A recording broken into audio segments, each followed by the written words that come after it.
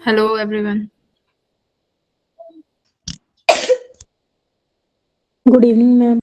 Good Ma'am, good evening, evening. ma'am. Good evening, Good ma'am. evening. Good evening. Good evening. Good evening, ma'am. Good evening, ma'am. Last class में क्या कराया था मैंने cover कहाँ तक complete करा दिया था?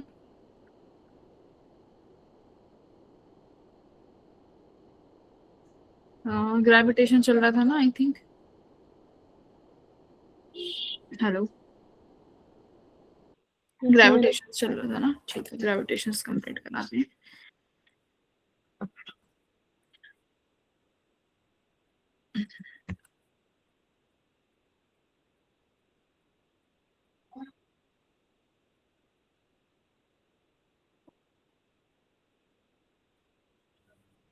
सैटरडे है ना आज तो.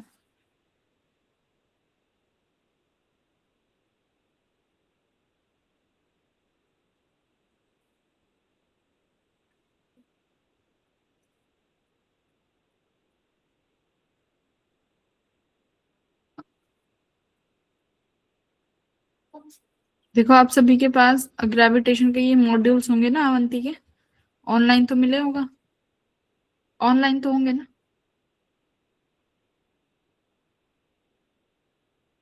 आपके रिसोर्स शीट पे डले हुए मॉड्यूल्स. ठीक है, रिसोर्स शीट पे ये मॉड्यूल्स हैं, तो इन मॉड्यूल से जो क्वेश्चंस है ना वो कवर कर लेना. जैसे भी हम जो टॉपिक्स बच गए हैं वो टॉपिक कवर करेंगे. देखो क्या क्या पढ़ लिया है वो स्टार्ट करते हैं. हमने कवर कर लिया है ग्रेविटेशन का law, universal law of gravitation हमने ये कवर कर लिया है. इसका फॉर्मूला पढ़ लिया था.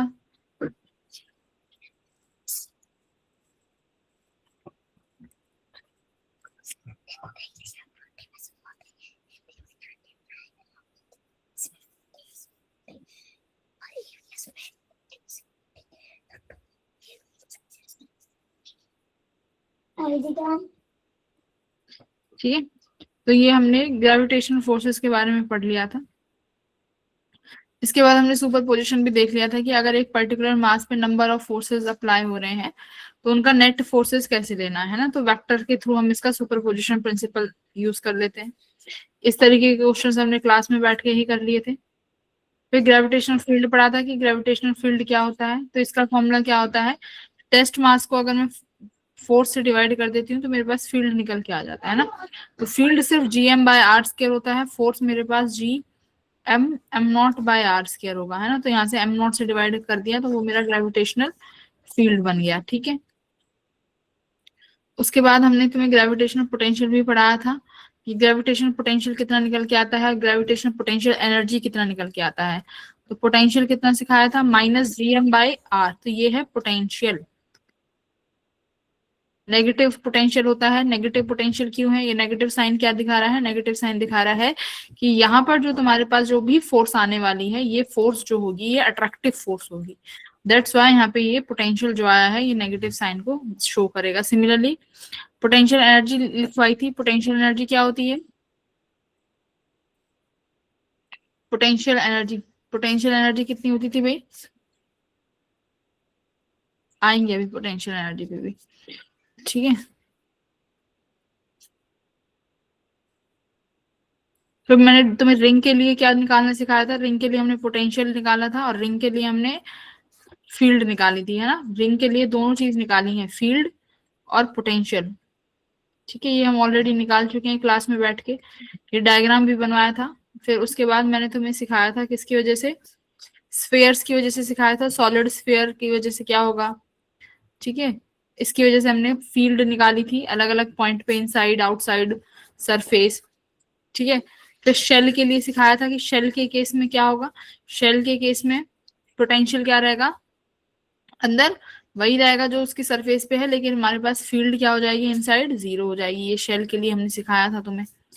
ठीक है, फिर उसके बाद आता है हमारा potential energy. Gravitational potential energy सिखाई थी, कुछ याद है. पोटेंशियल एनर्जी क्या सिखाई थी मैंने, अगर मेरे पास कोई भी ऑब्जेक्ट है जो कि अर्थ की सरफेस पे रखा हुआ है, मान लो इस ऑब्जेक्ट के पास कुछ भी मास m है, अभी ये सरफेस पे रखा हुआ है, यानी सेंटर से इसका डिस्टेंस रेडियस r है. अगर मैं इसको उठा के ऊपर ले जाती हूँ, इस मास को, जो कि इस यहाँ से h हाइट ऊपर है, ठीक है, h हाइट लेके गई, तो इस मास को h हाइट उठाने पर मुझे कितना वर्क लगेगा, है ना, ये कितना वर्क डन मुझे करना पड़ा, वही क्या है, मेरी पोटेंशियल एनर्जी, है ना, यही मेरी ग्रेविटेशनल पोटेंशियल एनर्जी है कि मैंने ग्रेविटेशन के अगेंस्ट, भाई ग्रेविटेशनल फोर्स कहाँ लग रहा है, डाउनवर्ड, यही मेरा ग्रेविटेशनल फोर्स है अर्थ का, लेकिन मैं ऑब्जेक्ट को कहाँ लेके जा रही हूँ, मैं ऑब्जेक्ट को ऊपर लेके जा रही हूँ, यानी आप अगेंस्ट द ग्रेविटी वर्क कर रहे हो, तो अगेंस्ट द ग्रेविटी वर्क कर रहे हो, इसका मतलब कुछ ना कुछ वर्क डन करा होगा, तो यही वो वर्क डन है जो आप अगेंस्ट द ग्रेविटी कर रहे हो, किसी ऑब्जेक्ट को किसी भी h हाइट या किसी भी हाइट पर ऊपर ले जाने में, तो वो वर्क डन कितना आता है, वही ग्रेविटेशनल पोटेंशियल एनर्जी है। तो ये वर्क डन कितना आता है बेटा, देखो ये आएगा -g, capital M is your earth का मास, स्मॉल m इज योर जो जिस मास को ऊपर लेके गए हो। अब ये स्मॉल r क्या दिखा रहा है, देखो ये स्मॉल r, याद रखना हमेशा जब भी हम अर्थ के केस में, ग्रेविटेशन के केस में बात करेंगे, जो भी डिस्टेंस होगी हमेशा सेंटर से ही मेजर होगी, तो सेंटर से लेके यहाँ तक तो ये डिस्टेंस r होगी, मान लो मैंने इस केस में इसको h लिया है, तो ये r किसके बराबर होगा बेटा, r प्लस h, ठीक है, h वो हाइट है जो आप सरफेस से लोगे, ये सरफेस से वाली हाइट है, और r क्या है बेटा, r है तुम्हारी रेडियस, बात समझ में आ गई, ये तुम्हारा स्मॉल r बनेगा यहाँ पे। सिमिलरली देखो पोटेंशियल एनर्जी भी नेगेटिव साइन है, नेगेटिव साइन क्यों है, क्योंकि दोनों मासेस के बीच में अट्रैक्टिव फोर्सेस हैं, ठीक है, ये हमारे पास वैल्यू आती है।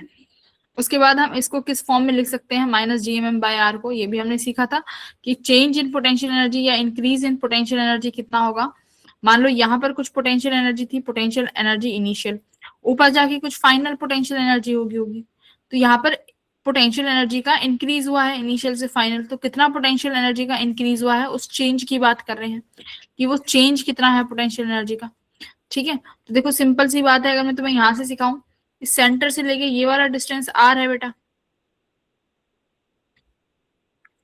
और ये वाला डिस्टेंस h है, ठीक है, तो फाइनल के लिए जो तुम डिस्टेंस लोगी वो क्या लोगी, capital R plus h, initial के लिए जो आप डिस्टेंस लोगी वो सिर्फ क्या लोगी, कैपिटल R।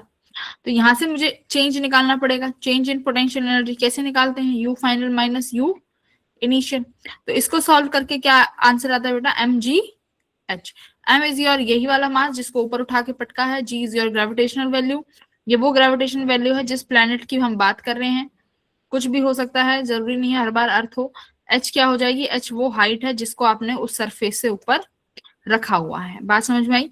अब इसमें ये आएगा u final minus u initial, दो तरीके से होगा कि क्या, work done by conservative force, work done by conservative force क्या होता है बेटा, negative of change of potential energy, ये याद रखना, कंजर्वेटिव फोर्स जो होगा वो नेगेटिव होगा चेंज ऑफ पोटेंशियल एनर्जी के, इसका मतलब यहाँ पर वो क्या होगा, u initial minus u final, तो साइन का थोड़ा याद रखना।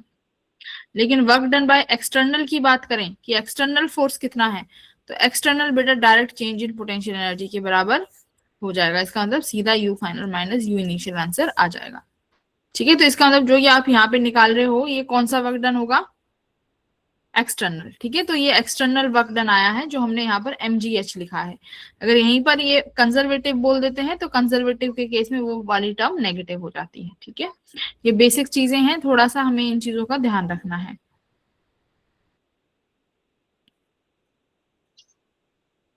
सेल्फ एनर्जी नहीं पढ़नी है, फिर आती है सबसे इंपॉर्टेंट टॉपिक, क्या, एक्सेलरेशन ड्यू टू ग्रेविटी, पढ़ लिया था। g की वैल्यू किसके बराबर आती है बेटा, g m/r स्क्वायर, है ना, यही तुम्हारी क्या थी, अभी फील्ड इंटेंसिटी थी, अभी मैंने ग्रेविटेशनल फील्ड इंटेंसिटी भी यही पढ़ाया था ना तुम्हें, gm/r स्क्वायर। तो खुद देखो ग्रेविटेशनल फील्ड इंटेंसिटी और ग्रेविटी की वैल्यू ये दोनों सेम चीजें हैं, ठीक है, कि कोई भी ऑब्जेक्ट अगर अर्थ से हाइट पे फेंका जाता है तो अर्थ उसे कितने स्ट्रेंथ से अपनी तरफ अट्रैक्ट करती है, और वही क्या बन जाती है, वही मेरी एक्सेलरेशन बन जाती है, बात समझ में आई। तो ये भी यही दोनों चीजें सेम ही है, there is no difference in both the things, ठीक है। r is the radius of earth, m is the mass of earth, ये चीजें हैं बस। फिर एक्सेलरेशन का वेरिएशन सिखाया था हमने, हेलो सुन रहे हो बेटा, hello, Yes. Yes, ma'am. Yes, ma'am. Yes, ma'am. Yes, ma'am. Yes, ma'am. ठीक। फिर हमने क्या सीखा था, वेरिएशन सीखा था एक्सेलरेशन ड्यू टू ग्रेविटी का, है ना, कि ग्रेविटी हाइट पे जाएगी तो क्या होगा, अगर मैं उसको किसी डेप्थ पे लेके जाऊंगी तो क्या होगा, अगर मैं पोल पे लेके जाऊंगी तो क्या होगा, इक्वेटर पे क्या होगा, सीखा था ये सब। ओमेगा से अगर मान लो हम ओमेगा को घुमा दें, अर्थ की जो स्पीड है, जो अर्थ की एंगुलर वेलोसिटी है ओमेगा, अगर मैं अर्थ की रोटेशनल स्पीड बढ़ा देती हूँ तो उससे क्या चेंज हो जाएगा, ये सारी चीजें हम पढ़ चुके हैं। आओ एक बार देख लेते हैं। इफेक्ट ऑफ एल्टीट्यूड, एल्टीट्यूड मतलब ये हाइट की बात कर रहे हैं। अगर आप किसी भी चीज को मान लो अर्थ से ऊपर जाते जाओगे तो अर्थ के ऊपर जाते जाएंगे तो ग्रेविटी घटेगी कि बढ़ेगी, सिंपल सी बात है, ग्रेविटी डिक्रीज होगी। ठीक है, तो सिंपल, अगर वो पहले सरफेस पे था तो ग्रेविटी gm/r², अगर उसको पॉइंट पी पे ले गई तो ग्रेविटी हाइट पे क्या हो जाएगी, g मास ऑफ अर्थ। अब टोटल डिस्टेंस मैंने क्या बोला था, हमेशा सेंटर से ही काउंट करेंगे, तो ये डिस्टेंस क्या होगी, r प्लस h का होल स्क्वायर, यही ग्रेविटी की वैल्यू है। तो यही तुम्हारा आंसर आ जाएगा उसका। लेकिन इसका हमारे पास एक अप्रोक्सीमेशन भी फॉर्मूला है। अप्रोक्सीमेशन फॉर्मूला क्या है, gravity at height h equals to g, जो कि सरफेस की वैल्यू है, 1 - 2h/r। बट ये फॉर्मूला कब लगता है बेटा, ये फॉर्मूला जब लगेगा जब रेडियस जो है एज कंपेयर टू h काफी बड़ी होगी। ठीक है, रेडियस जो है एज कंपेयर टू h काफी बड़ी होगी। तो यहाँ पर ये मेरा कौन सा फॉर्मूला आ जाता है, याद रखना, ये फॉर्मूला तभी लगेगा जब अप्रोक्सीमेशन, अप्रोक्सीमेशन मतलब ये वाली कंडीशन वैलिड हो कि h जो है क्या हो, r से काफी स्मॉल हो, तभी ये फॉर्मूला अप्लाई कर सकते हैं। अदरवाइज ये जो फॉर्मूला मैंने यहाँ पर बॉक्स में लिखा है यही फॉर्मूला लगाना है। ठीक है, अगर मान लो आपको h दे देते हैं, सुनो मेरी बात, अगर आपको h दे दी r, तो क्या ये फॉर्मूला लग सकता है, ये वाला, ये 1 नो मैम। - 2h? हाँ, तब ये फॉर्मूला नहीं लगाना, क्योंकि कंपेरेबल होगी ना चीजें। तो जब चीजें कंपेरेबल हो जाए तो डायरेक्ट जो तुम्हारा फॉर्मूला है r+h, ये वाला r+h वाला, ये फॉर्मूला लगाएंगे इस केस में। ठीक है, फिर आता है इफेक्ट ऑफ डेप्थ, कि डेप्थ में मान लो अगर आप सेंटर की तरफ जा रहे हो, जैसे जैसे आप सेंटर की तरफ जाते जाओगे तो ग्रेविटी के साथ क्या होगा, तब अगर सेंटर की तरफ जाएंगे तो भी ग्रेविटी कम होगी। ठीक है, तब भी ग्रेविटी कम होनी शुरू हो जाएगी। मेरे पास क्या फॉर्मूला आता है, ये मेरा फॉर्मूला आता है कि अगर आप किसी डेप्थ पे जा रहे हो तो ग्रेविटी की वैल्यू g जो सरफेस पर है 1 - d/रेडियस ऑफ अर्थ। अब ये d क्या है, d है मान लो तुम्हारे पास सरफेस से लेके किस पॉइंट पे जा रहे हो अंदर, जैसे कि अभी देखो मेरा ये तो सरफेस हो गया, ये हमारा सरफेस है, इस सरफेस से मुझे इस पॉइंट पे जाना है मान लो। ठीक है, आप यहां आ गए तो ये वाली जो डिस्टेंस होगी ये डी होगी, यानी सेंटर से अंदर की तरफ आ रहे हो, सरफेस से, आई एम सॉरी, सरफेस से सेंटर की तरफ आ रहे हो, तो ये वाली डिस्टेंस डी कहलाएगी। ठीक है, तो this is distance is D. क्या ये अप्रोक्सीमेशन फॉर्मूला है, नहीं, ये कैसा फॉर्मूला है, ये एग्जैक्ट फॉर्मूला है, किसी भी सिचुएशन में लगाया जा सकता है, चाहे डी छोटा हो बड़ा हो कुछ भी हो, हम इस फॉर्मूले को लगा सकते हैं। ठीक है, सेंटर ऑफ अर्थ पे डी आर के बराबर हो जाता है, तो अर्थ सेंटर पे ग्रेविटी क्या हो गई, 0, सेंटर पे gravity 0, there is no gravity, आपका वेट क्या हो जाएगा, सेंटर पे 0 हो जाएगा। ठीक है, पोल पे क्या होगी, हमने पोल पे भी सीखी थी, पोल पे ग्रेविटी क्या होगी बेटा, ज्यादा होगी, क्योंकि पोल का radius as compare to equator कम है, अगर रेडियस कम है तो ग्रेविटी क्या हो जाएगी पोल पर, ज्यादा, राइट ना, radius of pole is less than radius of equator, correct. अगर रेडियस पोल की ज्यादा है तो सिंपल सी बात है ग्रेविटी कम हो जाएगी, तो इसका मतलब अगर आप पोल पे खड़े हुए हो तो तुम्हारा वेट ज्यादा लगेगा एज कंपेयर टू इक्वेटर, है ना, the weight of the body increase as the body taken from equator to the pole. अगर हम इक्वेटर से पोल की तरफ चलना शुरू करेंगे तो हमारा वजन बढ़ेगा। ठीक है, वेट, वेट की बात कर रही हूँ, वेट इंक्रीज हो जाएगा, हैवीनेस फील होने लगेगी तुम्हें अपनी बॉडी में। ठीक है, फिर रोटेशन का अर्थ सिखाया था, रोटेशन में मैंने डायरेक्ट फॉर्मूला लिखवाया था, एक कहाँ गया, ये रहा, एक सेकेंड,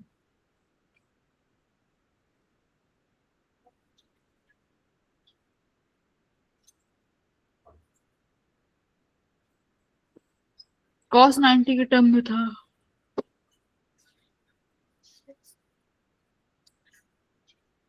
यहाँ एक cos थीटा की टर्म और आती है,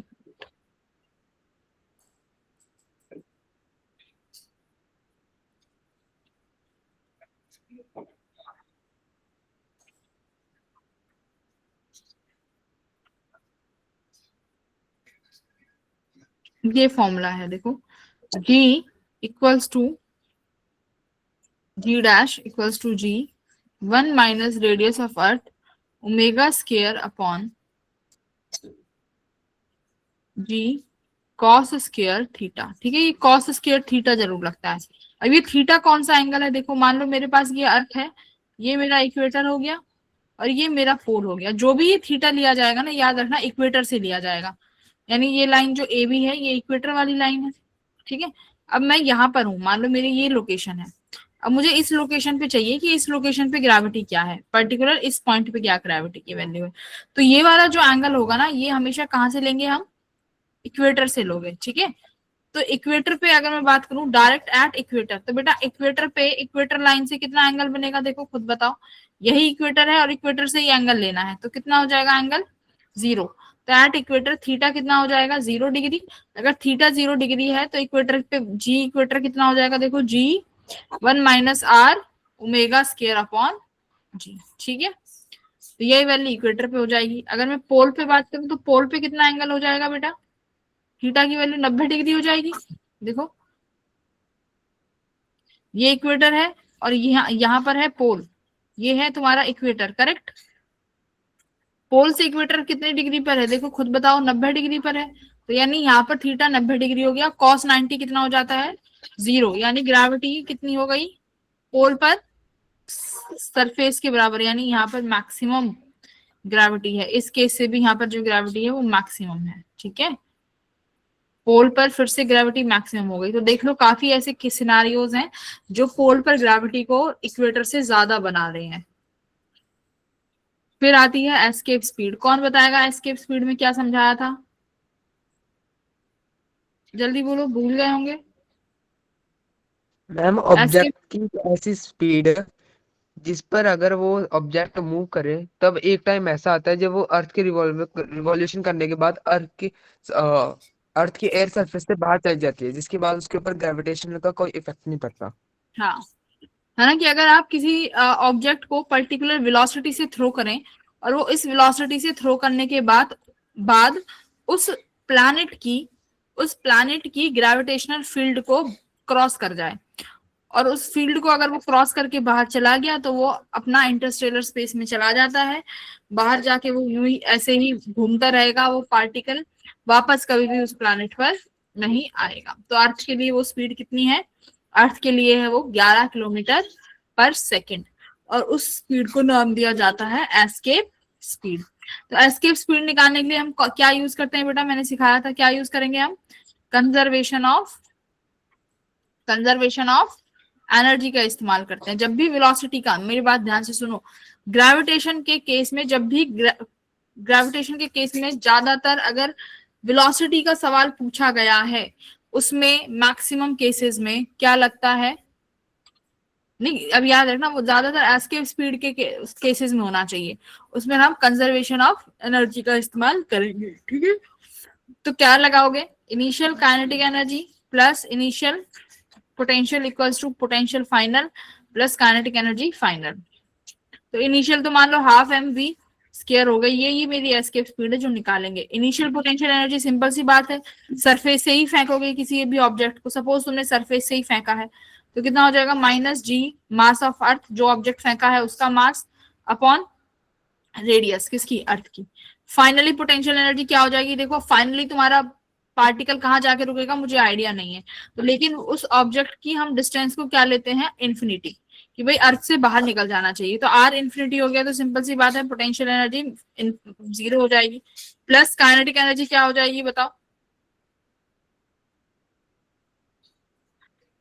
काइनेटिक एनर्जी क्या हो जाएगी, कभी तो जाके रुकेगा, कभी तो उसकी वेलोसिटी जाके जो आपने वेलोसिटी दी है वो वेलोसिटी खत्म हो जाएगी, करेक्ट।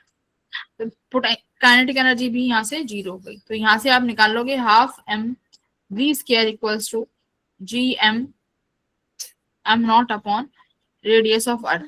ये देखो अब ये वाले जो मास थे ये छोटे उस पार्टिकल के मास थे, एम नॉट से एम नॉट कट गया, तो यहाँ से वी स्क्वायर किसके बराबर आ जाएगा, 2gm अपॉन आर ई, इसका अंडर रूट कर दो तो क्या आया 2gm अपॉन आर। यहाँ पर आर भी रेडियस ऑफ अर्थ है, मास भी रेडियस ऑफ अर्थ है, कैपिटल जी तुम्हारा ग्रेविटेशनल कांस्टेंट है। ठीक है, ये हम ऑलरेडी देख चुके हैं।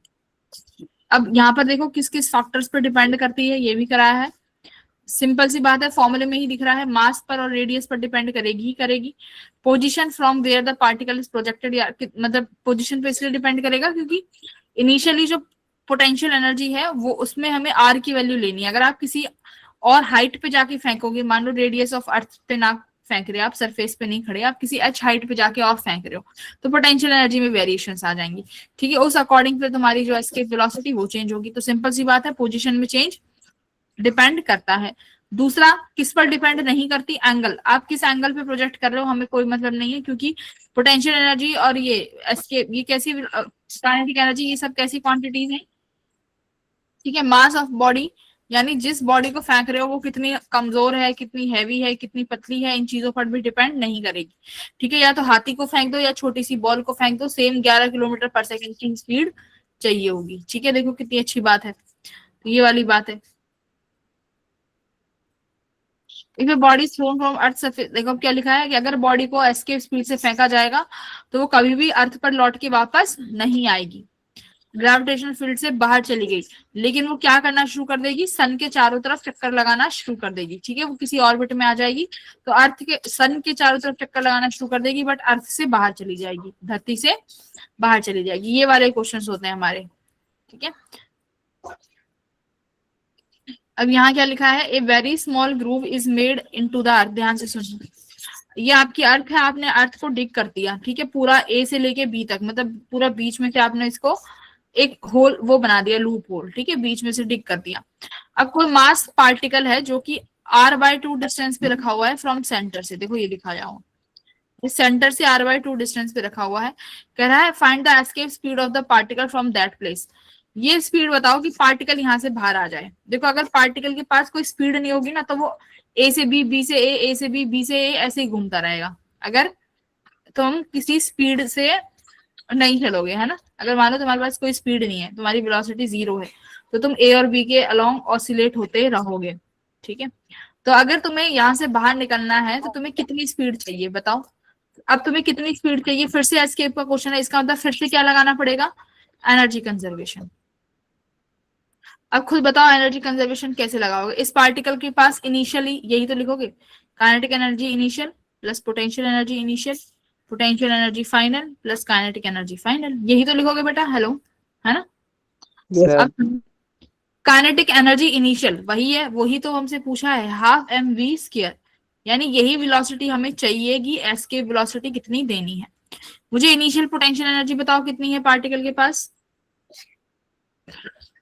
r/2 है ना इनिशियल, ये वाली डिस्टेंस लोगे ना r/2, g(m)m0, माइनस का साइन लगा लेना, g(m)m0 अपॉन r/2, यही हो जाएगी, करेक्ट। पोटेंशियल एनर्जी फाइनल और काइनेटिक एनर्जी फाइनल कितनी लोगे, बाहर निकालना है, बताओ। फाइनल पोटेंशियल एनर्जी भी कितनी लेनी है, 0, करेक्ट। अच्छा ये अर्थ वाला है ना, अच्छा ये अर्थ है ना, तो अर्थ में हमारे पास जो वो वाला होगा ना पोटेंशियल एनर्जी, जो हमने उसके लिए पढ़ा था कि सेंटर पर जो पोटेंशियल है वेरी करेगा, यहाँ पोटेंशियल अलग होगा, सेंटर पे अलग होगा। ठीक है, वो वाला केस लगेगा ना यहाँ पे। ठीक है, m0 इक्वल्स टू, यहाँ पे पोटेंशियल से पोटेंशियल लिख देना, ये वाली वैल्यू तो 0 हो जाएगी, फाइनल काइनेटिक एनर्जी भी 0, फाइनल पोटेंशियल एनर्जी भी 0। ठीक है, r टेंड्स टू इंफिनिटी हो जाएगा और वेलोसिटी टेंड्स टू 0 हो जाएगी, तो फाइनली तुम्हारी टोटल एनर्जी फाइनल 0 हो जाएगी। ठीक है, यही करते हैं।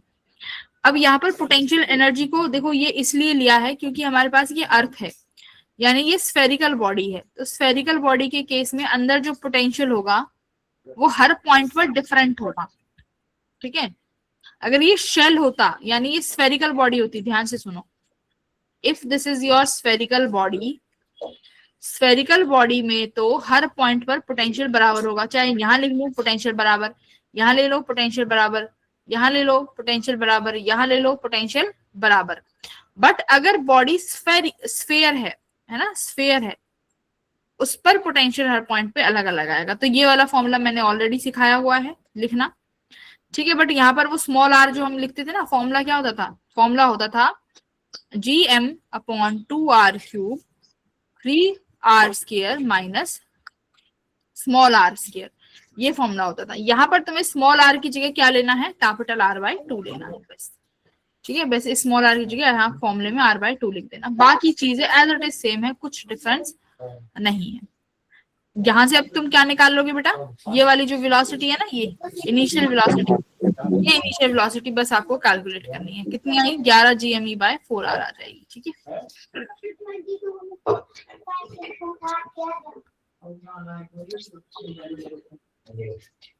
फिर आते हैं कैपलर्स लॉ, सबसे इंपॉर्टेंट है कैपलर्स लॉ, ये पढ़ाए नहीं थे, ध्यान से सुन लो। 3 लॉज हैं कैपलर के। कैपलर के 3 लॉ क्या बताते हैं, देखो अगर कोई भी प्लेनेट सन के अराउंड रिवॉल्व कर रहा है या कोई भी सैटेलाइट अर्थ के अराउंड रिवॉल्व कर रहा है, तो उसके प्लेनेटरी मोशंस को स्टडी करने में कैपलर्स के 3 लॉज हैं। क्या है कैपलर्स के 3 लॉ बताओ। पहला लॉ है कैपलर्स लॉ ऑफ ऑर्बिट। ये क्या कहता है, देखो अगर कोई भी प्लैनेट सन के अराउंड या तो सर्कुलर पाथ में घूमेगा या इलिप्टिकल पाथ, ये है ऑर्बिट, ठीक है, या तो इलिप्टिकल ऑर्बिट होगी या सर्कुलर ऑर्बिट होगी, जबकि तुम्हारा सन जो होगा वो एक फोकस पर सिचुएटेड होगा, ठीक है। In fact circular path is a subset of elliptical path, ठीक है। तो एक तरीके के फोकस पे तुम्हारा सन सिचुएटेड है, तो ये तुम्हारा पहला लॉ, बस इतना ही है। सेकंड लॉ बहुत इंपॉर्टेंट है, क्या कहता है, law of areal velocity. Areal velocity क्या है, देखो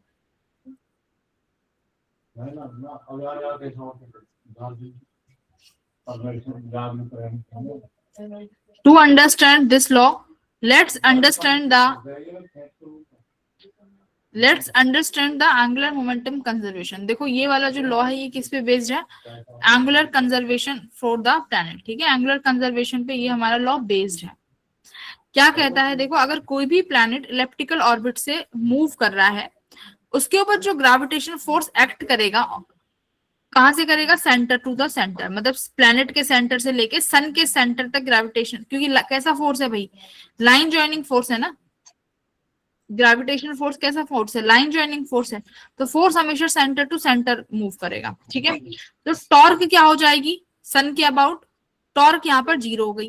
अगर टॉर्क 0 हो गई तो टॉर्क का फॉर्मूला क्या होता है, टॉर्क होती है R क्रॉस F, है ना, टॉर्क क्या होगा, R क्रॉस F होगा।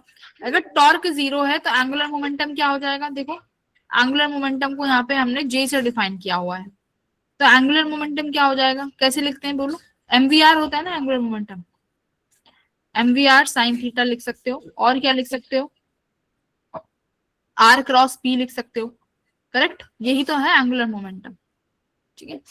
और क्या लिख सकते हो, जैसे हम मोमेंटम, हम लीनियर मोमेंटम को क्या लिखते हैं, dF बाई dt सिखाया था, sorry I am sorry, force क्या होता है, dP बाई dt सिखाया था।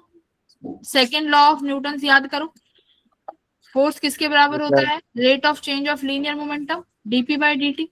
तो ऐसे ही मैं यहाँ पर टॉर्क को क्या लिख सकती हूँ, फोर्स यानी ये टॉर्क ही तो है, टॉर्क यानी ये थोड़ा सा हमारा एंगुलर वाली चीजों में आ जाता है ना, जब भी मैं रोटेशनल या सर्कुलर मोशन में बात करती हूँ तो वहां पर मेरे पास फोर्स को टॉर्क में रिप्लेस कर देते हैं।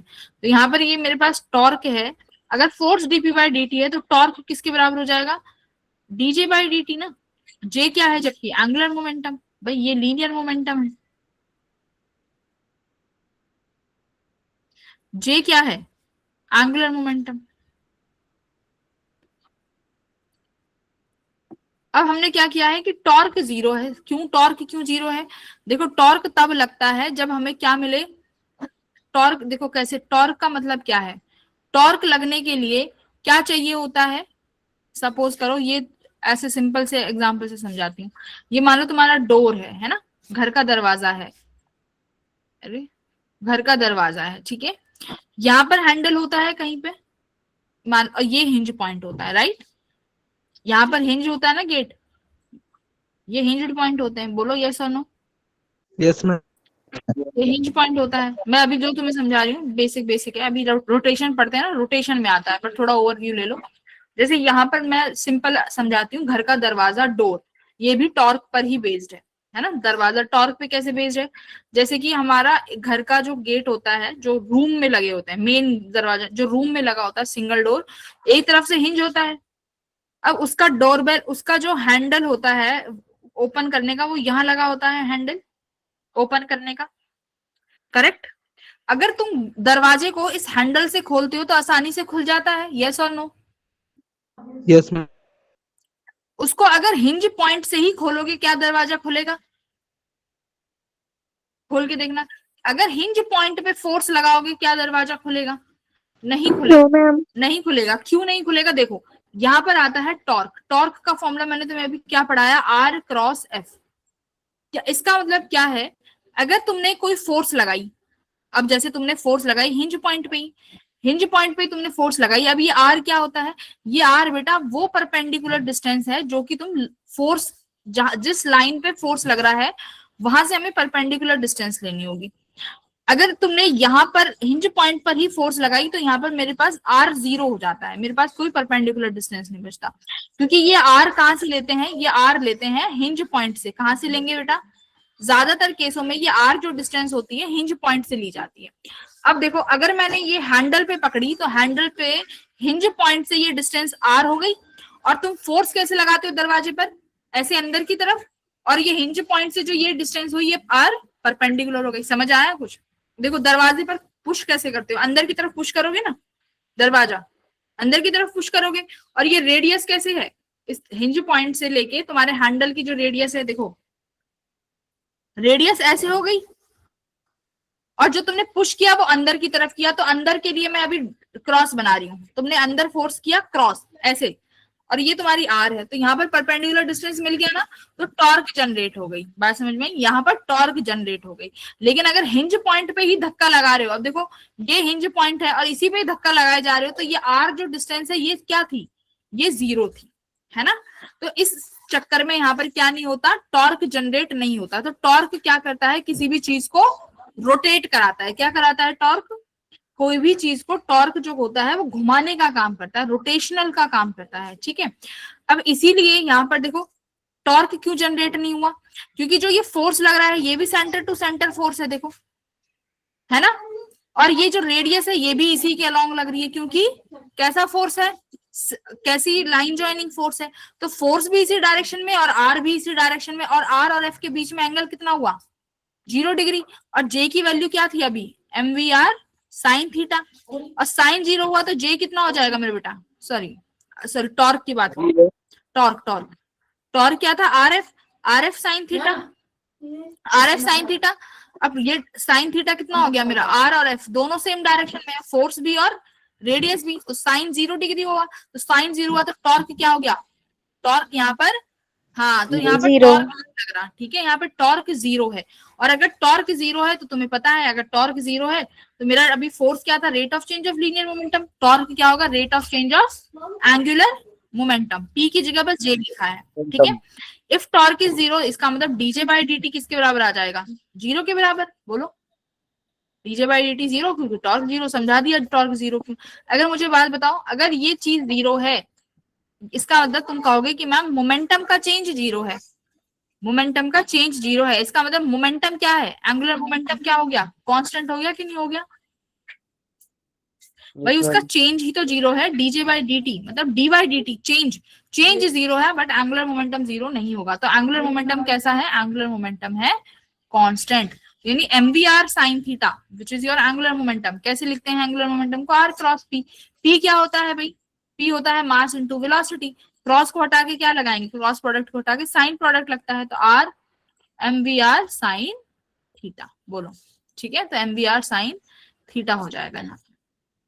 अब ये सब पढ़ाने का मतलब क्या है? अब वो सुनो क्या हुआ इस चीज से क्या पता चला। मैम ठीक है मैम, टॉर्क 0 है, एंगुलर मोमेंटम कांस्टेंट है, समझ में आ गई। पता क्या चल रहा है इस चीज से, है ना?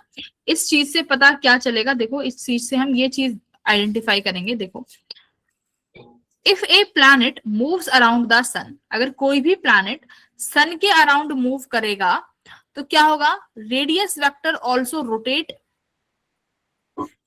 Rotate r sweeps area as shown in the figure. Now let's find the rate of area swept by the radius vector r. ठीक है, तो ये कह रहा है कि जैसे जैसे प्लैनेट रिमूव करेगा उसका आर वेक्टर भी घूमेगा। देखो जैसे अगर ये प्लैनेट यहाँ आ गया तो भाई इसका अब ये आर वेक्टर ये हो गया। अगर ये प्लैनेट यहाँ आ जाएगा तो इसका आर वेक्टर अब ये हो जाएगा। आर वेक्टर क्यों चेंज हो रहे हैं? बिकॉज जो फोर्स है वो लाइन ज्वाइनिंग फोर्स है, जहां दोनों प्लैनेट बैठे होंगे वहीं उसी के अलोंग रेडियस लिखी जाएगी और उसी के अलोंग जो है वो फोर्स लगेगा। तो उसके अकॉर्डिंग ये कह रहे हैं कि जैसे जैसे प्लैनेट अपनी पोजीशन चेंज कर रहा है उसी के अकॉर्डिंग जो उनके बीच की आर डिस्टेंस है वो भी चेंज हो रही है। ठीक है, अब इसके चेंज होने से क्या है, देखो इसके चेंज होने से ये है कि मेन चीज ये आती है कि rate of area swept by the radius vector is constant. ठीक है, या फिर ऐसे कह सकते हो कि इक्वल टाइम इंटरवल में इक्वल एरिया कंप्लीट होता है। जैसे देखो यहां पर एक बार ये लाइन पढ़ लो,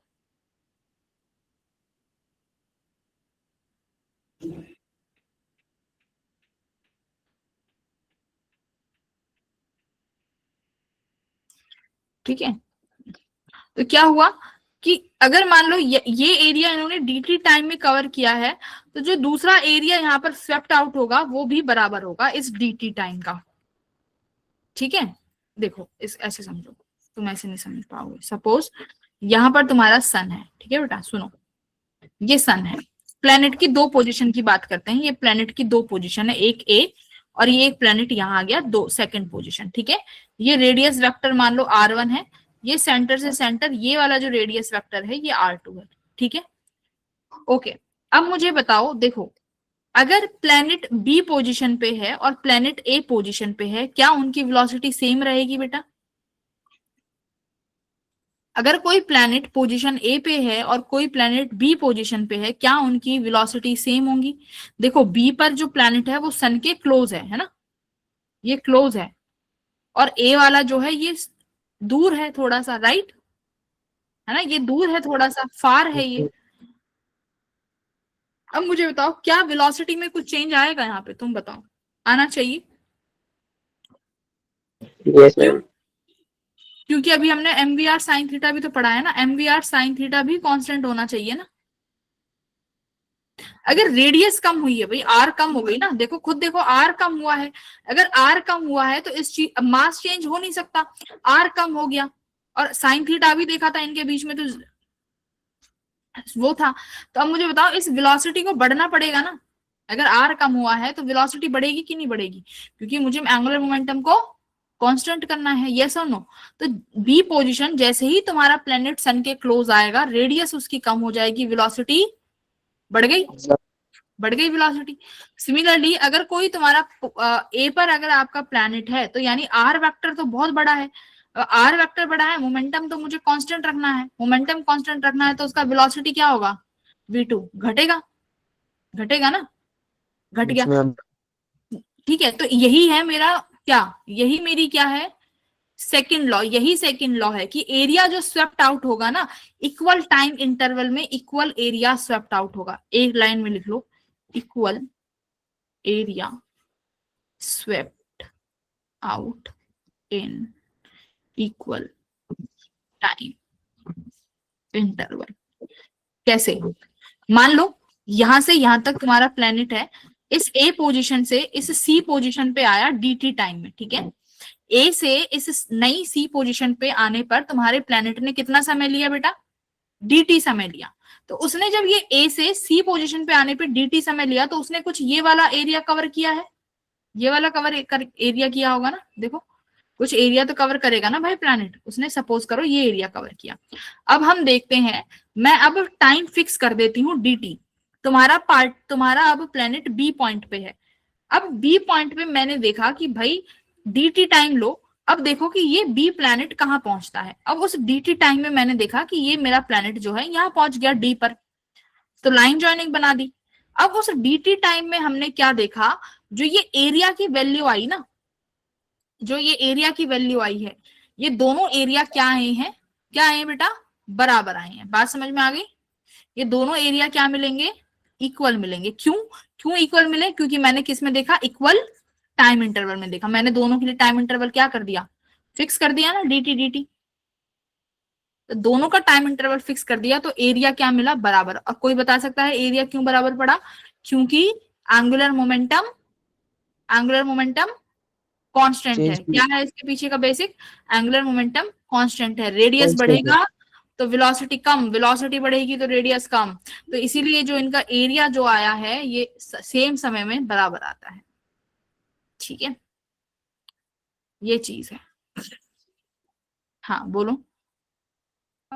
मैम जैसा आपने कहा कि अगर रेडियस बढ़ेगा तो वेलोसिटी कम हो जाएगी और वेलोसिटी बढ़ेगी तो रेडियस कम हो जाएगा। इट मींस कि वेलोसिटी और रेडियस एक दूसरे के इनवर्सनली प्रोपोर्शनल हुए।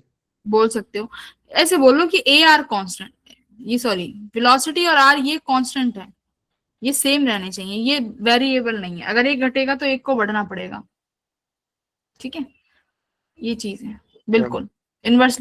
ये पर्टिकुलर इसी चीज के लिए है, हर किसी में अप्लाई मत कर देना। इस सेकंड कैपलर्स लॉ में यानी प्लैनेट्स में ही ये चीजें चलेंगी, ठीक है, बिल्कुल बराबर होगा। अब देखो क्या किया है, आ जाओ यहाँ पे एरिया लिखते हैं। देखो यहाँ से प्रूफ हो जाएगा। एरिया लिखोगे, ट्राइंगल का एरिया है, ट्राइंगल का एरिया क्या होगा, 1/2 बेस इंटू परपेंडिकुलर हाइट, है ना। तो 1/2 बेस लिखा, बेस क्या बनेगी भाई, बेस तो रेडियस ही बनेगी आर, परपेंडिकुलर हाइट चाहिए होगी। देखो मैं कलर से करती हूँ भाई, रेडियस तो ये बनेगी ना, प्लैनेट से सन की दूरी रेडियस तो यही रहेगी, मुझे ये परपेंडिकुलर हाइट चाहिए। तो ये परपेंडिकुलर हाइट क्या हो जाएगी, मान लो तुम्हारा प्लैनेट वेलोसिटी v से चल रहा है, dt टाइम में मूव कर रहा है, तो ये तुम्हारी परपेंडिकुलर डिस्टेंस कितना हो जाएगा, vdt साइन थीटा। ठीक है, अब आओ एरिया, एरिया का चेंज चाहिए तो da बाई dt कर दो, dt को यहाँ ले आओ, क्या बचेगा 1/2 r vr साइन थीटा। तो da बाई dt क्या आया 1/2, मास से मल्टीप्लाई, मास से डिवाइड कर दो, mvr साइन थीटा।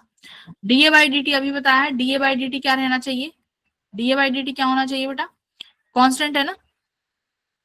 जो ये देखो, जो ये लाइन लिखी है equal area in equal time, इसका मतलब एरिया का टाइम के साथ जो चेंज है वो क्या है, कांस्टेंट है ना।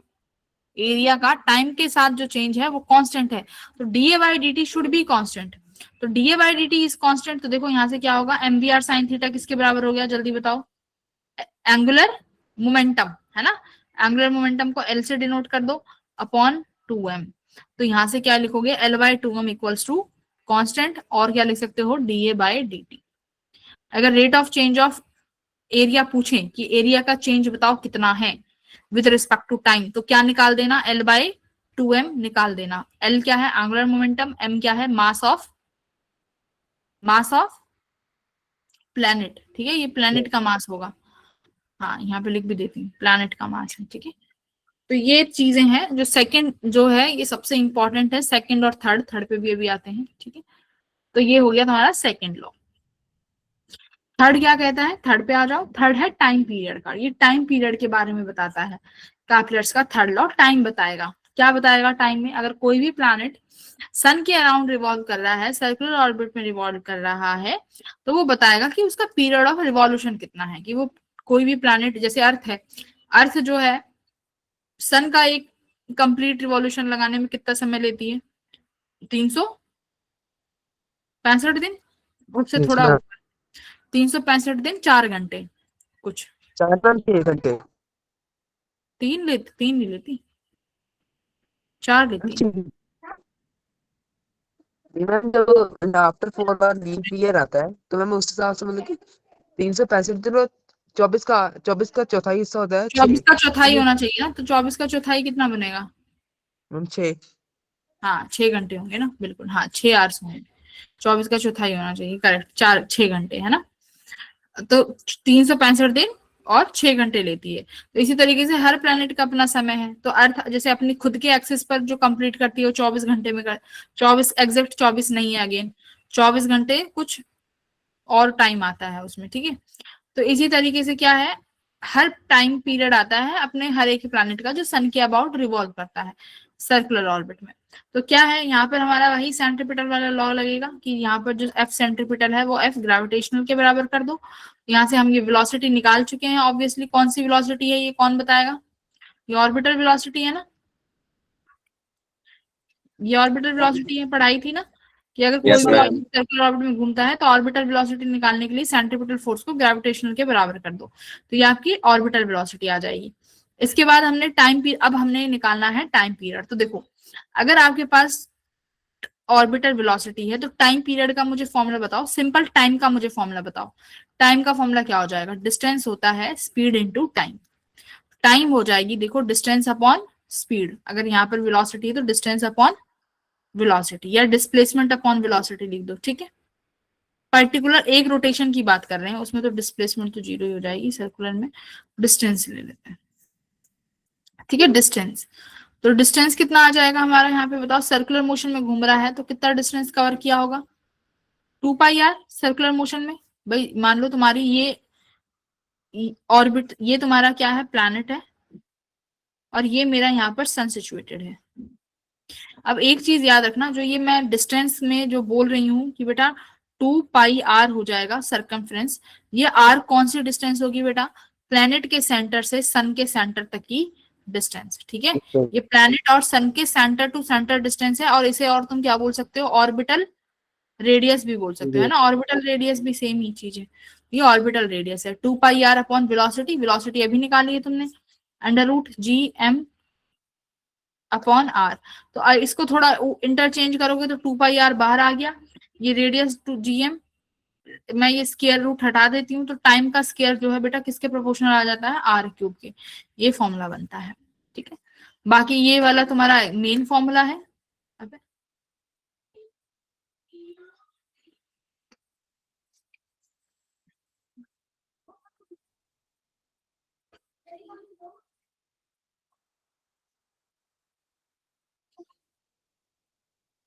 ये मेन फॉर्मूला है, उसके बाद तुम्हें बस कैलकुलेशन करनी है। अगर तुम्हें स्क्वायर रूट हटाना है, स्क्वायर रूट हटाने के बाद ये वैल्यू आ जाएगी, तो टाइम का जो स्क्वायर है डायरेक्टली प्रोपोर्शनल है r³ के। ठीक है, आर तुम्हें सबको पता है, आर क्या है, ऑर्बिटल रेडियस बोल लो, सेमी मेजर एक्सिस बोल लो। ठीक है, अगर इलिप्टिकल की बात आ जाती है तो सेमी मेजर एक्सिस ले लेते हैं। ओके, इसके बाद आता है तुम्हारा next important point is total energy. ठीक है, टोटल एनर्जी भी देखो इंपॉर्टेंट है, ज्यादा डिफिकल्ट नहीं है, 1 मिनट की बात है, पढ़ लेते हैं। हाँ, चलो इसको बाद में देखेंगे लास्ट में। जियो स्टेशनरी सैटेलाइट, कौन बताएगा जियो स्टेशनरी सैटेलाइट्स, पता होगा तुम लोगों को,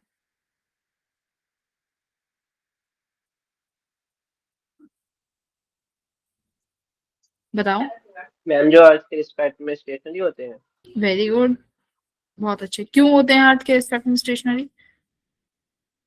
मैम मैम वो क्योंकि वो सेम आज स्पीड के से साथ रिवॉल्व रोटेट करते हैं। करते हैं। अर्थ के साथ रोटेट कर रहे हैं, बट वो मैम स्टेशनरी सेम क्यों है? वेलोसिटी होती है। हाँ, कौन सी वाली? एंगुलर, है ना, क्योंकि अर्थ की जो एंगुलर वेलोसिटी है, उसी एंगुलर वेलोसिटी से क्या करते हैं तुम्हारा सैटेलाइट जो होता है जियो स्टेशनरी सैटेलाइट, उसी एंगुलर वेलोसिटी से रोटेट करता है। इसीलिए जो अर्थ का टाइम पीरियड है वही तुम्हारे सैटेलाइट का टाइम सैटेलाइट। पीरियड भी होगा, है ना। तो देखो फर्स्ट लाइन में लिखा हुआ है earth rotate about its axis with angular velocity, जिसका टाइम पीरियड 24 घंटे है ना। अर्थ अपनी एक्सिस पे ओमेगा से घूम रही है, और सैटेलाइट को भी इसी ऑर्बिट में प्लेस किया जाता है, इक्वेटर वाली ऑर्बिट में। ठीक है, जहां पर उसका ओमेगा अर्थ के ओमेगा से फिक्स हो जाए, मैच कर जाए। मतलब देखो, अब सैटेलाइट है, सैटेलाइट को भी यूं ही थोड़ी कहीं पर भी टांग दोगे, उसकी भी तो एक पर्टिकुलर ऑर्बिट होगी ना, जिसमें वो रिवॉल्व करेगा तुम्हारा सैटेलाइट, अर्थ के अबाउट रिवॉल्व करेगा।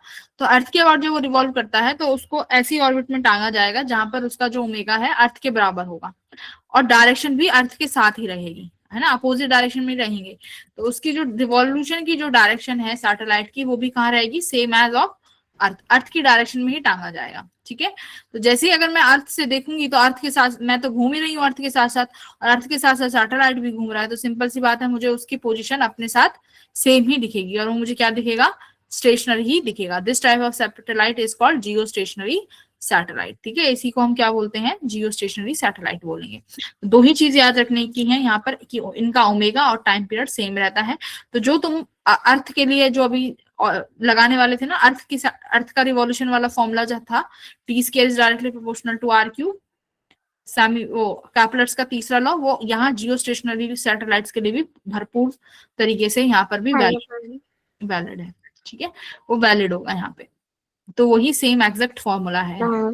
हाँ, यस यस बोलो बेटा, बोलो, किसी को कोई डाउट? छोटा सा और बचा है चैप्टर, बोलो। ठीक है, नेक्स्ट पॉइंट पे चलते हैं।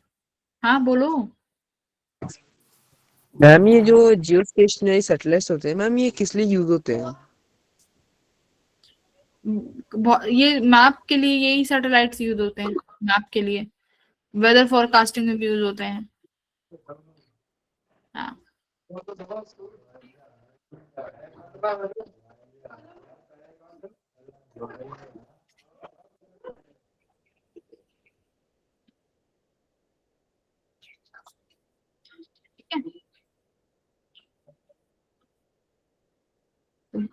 वेदर फोरकास्टिंग के लिए यूज होते हैं, मैप्स के लिए भी यूज करते हैं, फोन वायर, इन सब के लिए भी इसी को यूज किया जाता है। Okay, path of satellite according to the different speed of projection. देखो अब ये सैटेलाइट, जैसे हम अर्थ से सैटेलाइट को भेजते हैं। हेलो, हाँ जी मैम वो पहले वाला कौन सा है? हम्म, वो पहले वाला कौन सा पहले वाला? जो फर्स्ट है। हाँ फर्स्ट है, एक ही सैटेलाइट है, जियो स्टेशनरी सैटेलाइट। पहले वाला ये वाला।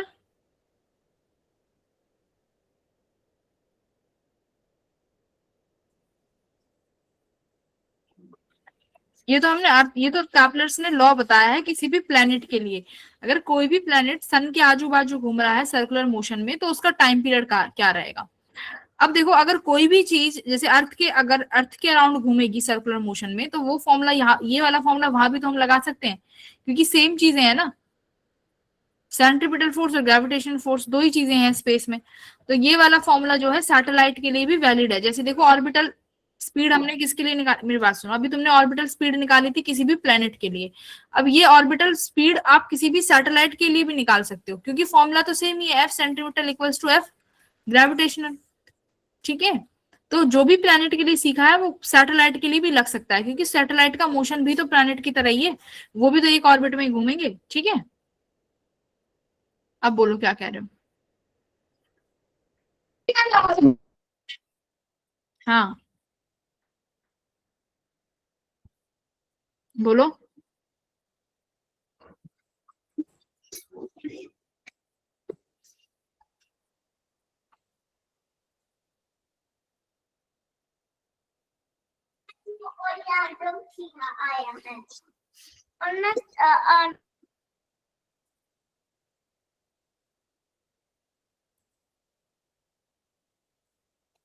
ठीक है, इसके बाद है देखो सैटेलाइट का पाथ। जैसे तुम्हें पता है कि अर्थ से कोई भी सैटेलाइट जब हम सेंड करते हैं, जैसे अभी मंगलयान था, है ना, और मून वाला था तुम्हारा, तो जब इनको सैटेलाइट को आप अलग अलग स्पीड से प्रोजेक्ट करते हो, तो इनका प्रोजेक्शन की जो ऑर्बिटल की जो डायरेक्शन होती है, जिस पाथ को ये फॉलो करते हैं, वो भी अलग होगा। ठीक है, तो यहाँ पर वो दिखाया गया है ये पाथ, ये भी तुम्हें याद होने चाहिए, कई बार एग्जाम में पूछ सकता है। देखो क्या है, अगर वेलोसिटी ऑर्बिटल वेलोसिटी से ज्यादा है तो कैसा पाथ आएगा, इलिप्स। ठीक है, अगर वेलोसिटी जो है ऑर्बिटल से ज्यादा है तो तुम्हारा जो सैटेलाइट है वो इलिप्स पाथ में घूमेगा। अगर वेलोसिटी ऑर्बिटल वेलोसिटी के बराबर है तो किस पाथ में घूमेगा, सर्कुलर पाथ में घूमेगा। ठीक है, v equals to V naught है, तो देखो यहाँ पर पैराबोलिक एस्केप भी हो सकता है। अगर v जो है v नॉट से ज्यादा है, अगर ऑर्बिटल वेलोसिटी से ज्यादा होगा, ये याद रखना, तो हाइपरबोला हो जाएगा, तो हाइपरबोलिक पाथ से घूमेगा। ठीक है, जो एस्केप पाथ होगा उसका हाइपरबोलिक होगा। तो ये तीन चीजें हैं जो तुम्हें याद रखनी है, कि अगर छोटी वेलोसिटी है तो इलिप्स, बराबर है तो सर्कल भी हो सकता है, पैराबोलिक भी, अगर ज्यादा है तो हाइपर पैराबोला। ठीक है, दैट्स इट, इतना ही याद रखना है। बाकी यहाँ पर और भी दिया हुआ है, देखो, if velocity is less than orbital velocity, satellite will move in its optical path and strike the earth surface, फिर अर्थ सरफेस पर ही आके गिर जाएगा। अगर size of earth were small, the satellite would complete the elliptical orbit and the center of the earth will be at its further focus। और second क्या कह रहा है, अगर बराबर होगा तो सर्कुलर ऑर्बिट में घूमेगा, अगर ज्यादा होगा तो सैटेलाइट इलिप्टिकल ऑर्बिट में घूमेगा। ठीक है, बस ये लिखा हुआ है। तो ये तीन चीजें थी जो मैंने तुम्हें करा दी है। ये इसके न्यूमेरिकल है, सॉल्व्ड वाले, ये 3-4 न्यूमेरिकल प्रॉब्लम्स हैं, बहुत अच्छी प्रॉब्लम्स हैं। इन 5 प्रॉब्लम्स को एक बार घर पे बैठ के आज सॉल्व कर लेना। एक दो तो अभी यहीं बैठ के कर लेते हैं, ठीक है।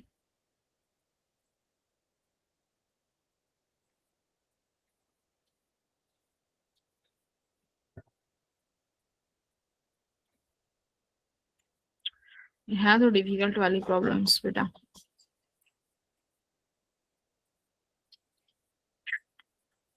छोड़ो, ये मत करना।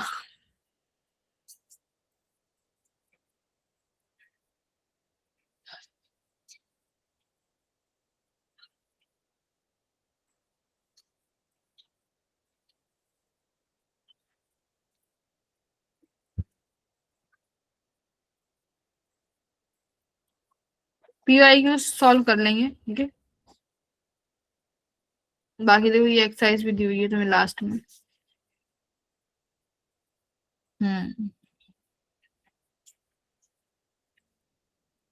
ये जो एक्सरसाइज है ना, ये कर लेना, वो नहीं रहने देना। सेक्शन बी सॉल्व करना शुरू करो बैठ के, चलो। सेक्शन बी सॉल्व करो बेटा, 4 सवाल है इसके, करिए।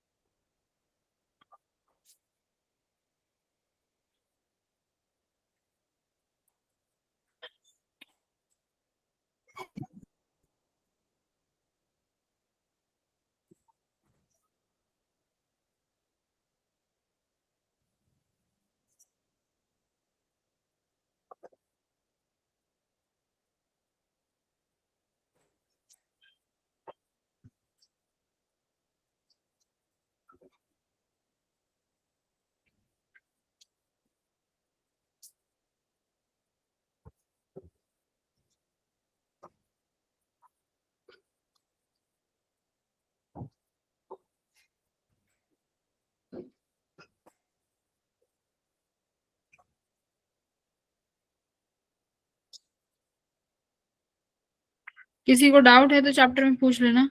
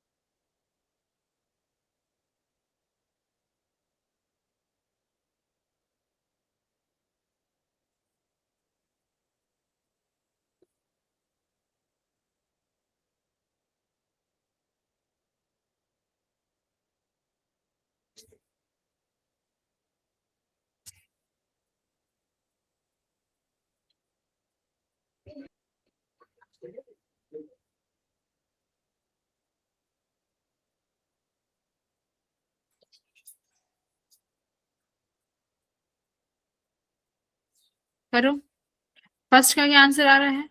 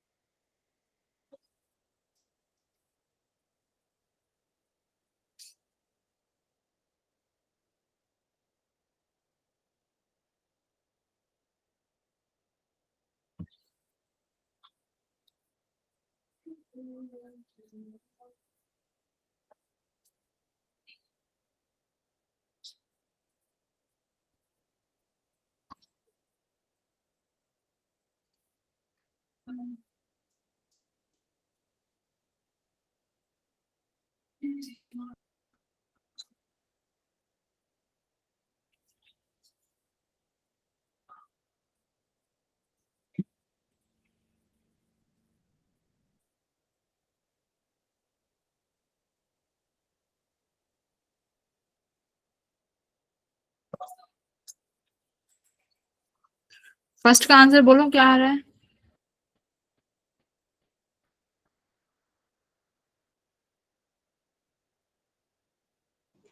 Ma'am third option. ठीक है,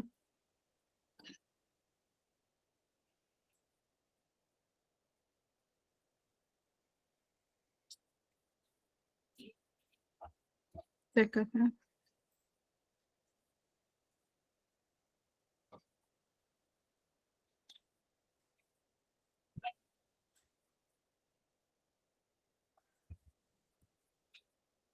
देखो इसमें आंसर की भी होगी अगर तुम क्वेश्चन प्रैक्टिस करते हो ना, लास्ट में इसमें आंसर की भी है ये भी। ठीक है, तो हमने एक्सरसाइज 1 का बी पोर्शन किया था, बी का फर्स्ट आया 3। ठीक है, तो तुम्हारा भी थर्ड आया था। यहाँ पर हमारे पास आंसर की भी है। ठीक है, तो यहाँ पे बहुत सारे क्वेश्चन प्रैक्टिस कर सकते हो तुम लोग, टॉपिक वाइज भी है और डिफिकल्टी वाइज भी है। तो आज का होमवर्क है एक्सरसाइज नंबर बी और एक्सरसाइज नंबर सी रहने देना, सी मत करना, सेक्शन डी करना। ठीक है, बी और डी सेक्शन, ये तुम्हारा होमवर्क है आज का। ओके एवरीवन, डी के जितने हो पाते हैं उतना कर लेना। चलो okay then everyone, bye. Bye ma'am thank you. Bye ma'am. Bye ma'am. Bye ma'am. Bye bye ma'am. Bye bye. Bye ma'am.